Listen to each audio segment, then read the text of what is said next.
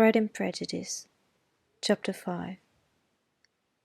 Within a short walk of Longbourn lived a family with whom the Bennets were particularly intimate. Sir William Lucas had been formerly in trade in Meryton, where he had made a tolerable fortune and risen to the honour of knighthood by an address to the king during his mayoralty. The distinction had, perhaps, been felt too strongly. It had given him a disgust to his business and to his residence in a small market town, and quitting them both, he had removed with his family to a house about a mile from Meryton, denominated from that period Lucas Lodge, where he could think with pleasure of his own importance, and unshaken by business, occupy himself solely in being civil to all the world. For though elated by his rank, it did not render him supercilious. On the contrary, he was all attention to everybody. By nature inoffensive, friendly, and obliging, his presentation at St. James's had made him courteous. Lady Lucas was a very good kind of woman, not too clever to be a valuable neighbour to Mrs. Bennet. They had several children, the eldest of them, a sensible, intelligent young woman, about 27, was Elizabeth's intimate friend.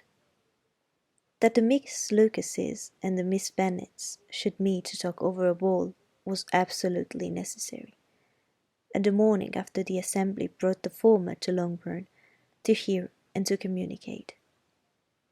"You began the evening well, Charlotte," said Mrs. Bennet, with civil self-command, to Miss Lucas. "You were Mr. Bingley's first choice." "Yes, but he seemed to like his second better." "Oh, you mean Jane, I suppose, because he danced with her twice. To be sure, that did seem as if he admired her. Indeed, I rather believe he did. I heard something about it, but I hardly know what. Something about Mr. Robinson." "Perhaps you mean what I've overheard between him and Mr. Robinson. Did not I mention it to you?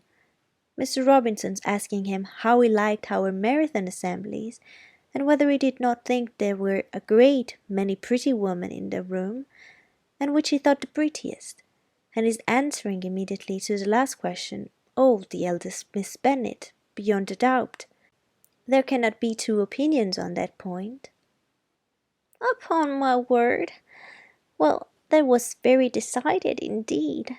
That does seem as if— but, however, it may all come to nothing, you know."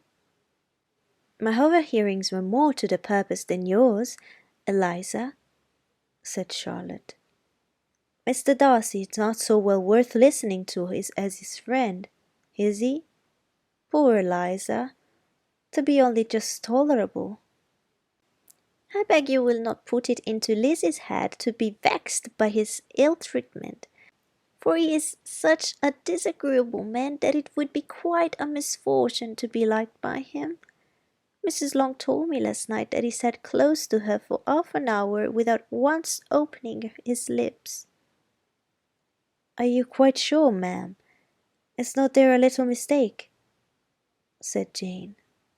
"I certainly saw Mr. Darcy speaking to her."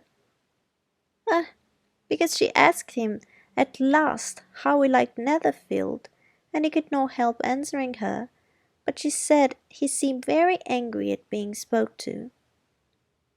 "Miss Bingley told me," said Jane, "that he never speaks much unless among his intimate acquaintances. With them he is remarkably agreeable." "I do not believe a word of it, my dear. If he had been so very agreeable he would have talked to Mrs. Long, but I can't guess how it was. Everybody says that he is ate up with pride, and I dare say he had heard somehow that Mrs. Long does not keep a carriage, and had come to the ball in a hack chaise." "I do not mind his not talking to Mrs. Long," said Miss Lucas, "but I wish he had danced with Eliza."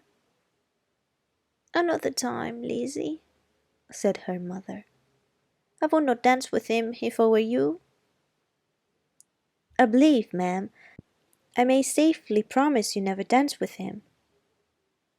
"His pride," said Miss Lucas, "does not offend me so much as pride often does, because there is an excuse for it. One cannot wonder that so very fine a young man with family, fortune, everything in his favour, should think highly of himself. If I may so express it, he has a right to be proud." "That is very true," replied Elizabeth, "and I could easily forgive his pride, if he had not mortified mine." "Pride," observed Mary, who piqued herself upon the solidity of her reflections, "is a very common failing, I believe. By all that I have ever read, I am convinced that it is very common indeed, that human nature is particularly prone to it, and that there are very few of us who do not cherish a feeling of self-complacency on the score of some quality or other, real or imaginary. Vanity and pride are different things, though their words are often used synonymously. A person may be proud without being vain. Pride relates more to our opinion of ourselves, vanity to what we would have others think of us." "If I were as rich as Mr. Darcy," cried a young Lucas, who came with his sisters, "I should not care how proud I was. I would keep a pack of foxhounds and drink a bottle of wine every day." "Then you would drink a great deal more than you ought," said Mrs. Bennet, "and if I were to see you at it, I should take away your bottle directly." The boy protested that she should not. She continued to declare that she would, and the argument ended only with a visit.